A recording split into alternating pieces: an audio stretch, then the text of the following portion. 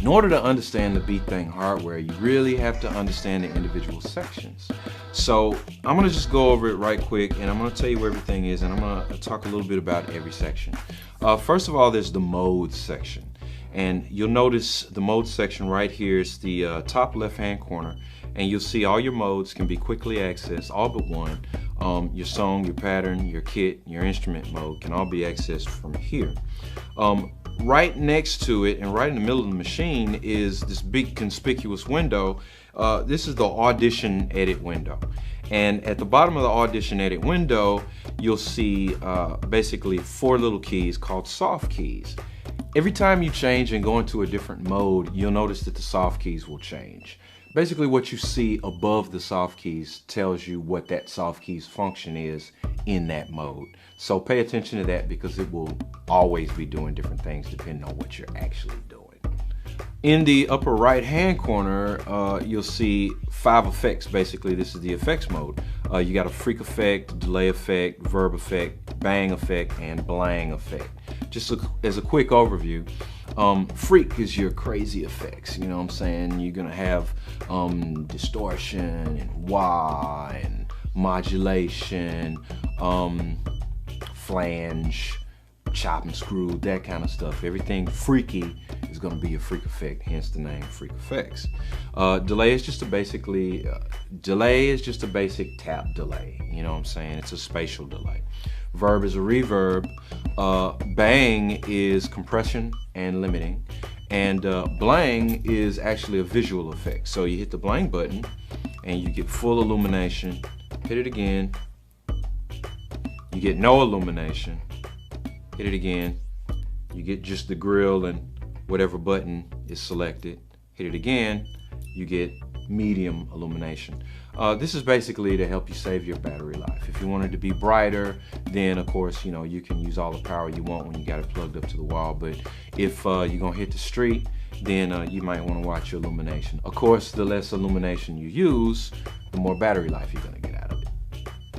So these big pentagonal pads down at the bottom of the machine are basically your interface to making sound on the machine. So whenever you're gonna bang out a beat, whenever you're gonna play something, of course you're gonna play it on the pads. And in order to access the full 8-octave range of the pads, you're gonna basically bank up or bank down by hitting the bank up, bank down keys right here.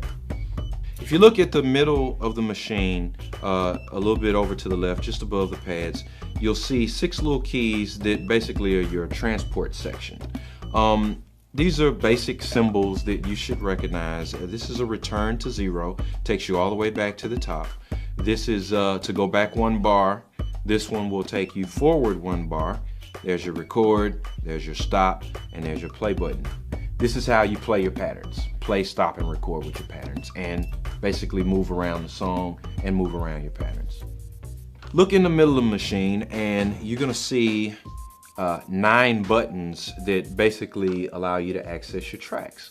Now your track is basically how you're gonna layer music. So if you hit the 1 button, that's gonna take you to track 1. If you hit the 2 button, that's gonna take you to track 2, so on and so forth. You actually have 16 tracks on the device. So if you want to access 9 through 16, then you hit the 9 through 16 button. Now 1 becomes 9, 2 becomes 10, so on and so forth, and all the way out to the 16th track. Your tracks are basically where you're gonna put your kits and instruments so that you can overdub and layer those kits, those performances of those kits, those performances of those instruments. You're gonna layer those and create your pattern. So if you look over to the right of the machine, just by the modulation wheel, then you're gonna see a little button that says mixer. And right next to that is gonna be a mute and a solo button. The mixer section is really pretty unique because this allows you to mix the overall levels of the kits and the instruments that you have assigned to each track. So in that way you can quickly bring down an instrument level or quickly bring up an instrument level, just overall level of that track in and of itself. And you can also do sends of that overall level to your effects. If you look on either side of the machine, then you're gonna see two wheels. The one on the left is the pitch wheel. The one on the right is the mod wheel. The pitch wheel controls the change in pitch in real time. The mod wheel controls the change in modulation in real time. So if you grab the pitch wheel, then you're gonna be able to change the pitch of any one of those tracks as you play down, and you can also record that pitch and play back that pitch. Same thing with the modulation wheel. There are different envelopes that you're gonna be able to control with this modulation wheel, and you'll be able to record those modulation moves in real time as you sweep that frequency. In the middle of the machine, you're gonna see a bunch of keys. These are basically your function keys. And what these represent is the functions that you're probably gonna use the most as you navigate through creating songs, creating kits, stringing together your patterns. These are very commonly used things, so we dedicated keys to them. Starting from left to right, just going across this line, you'll see that the first one is the edit key.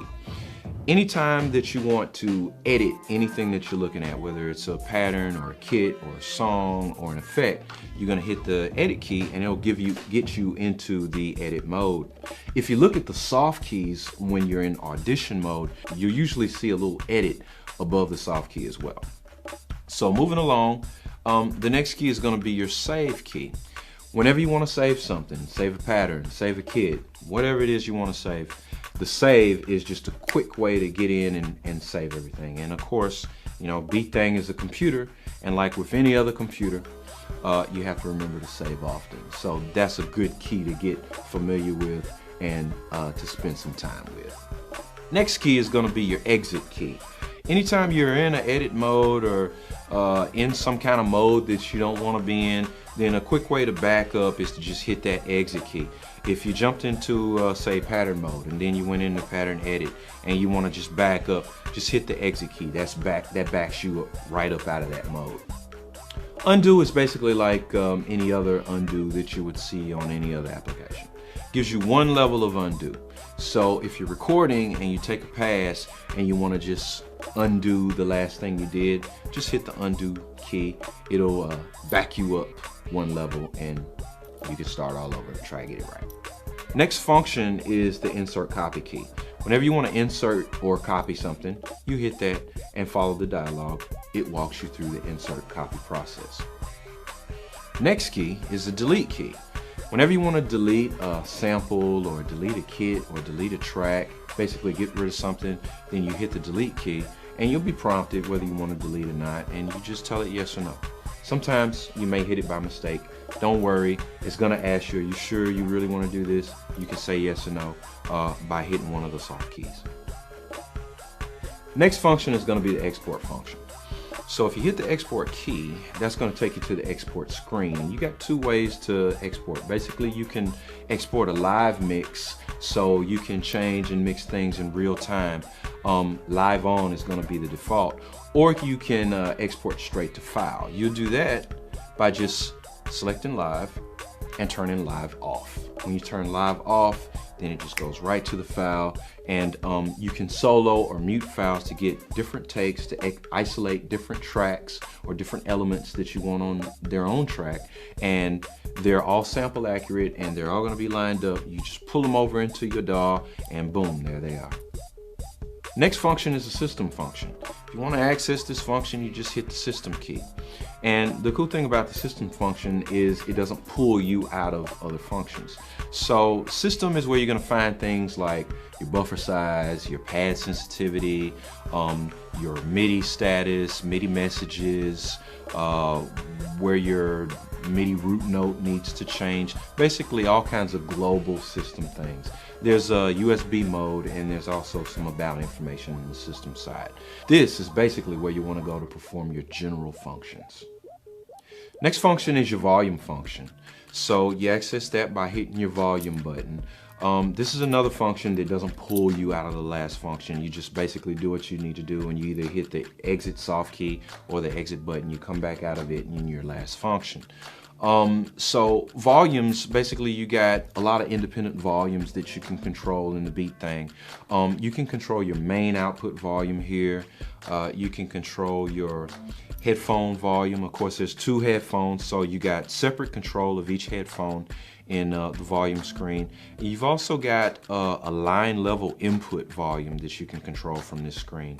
So just use your cursor to cursor up and down, and use your data to change the value of each one of these volumes.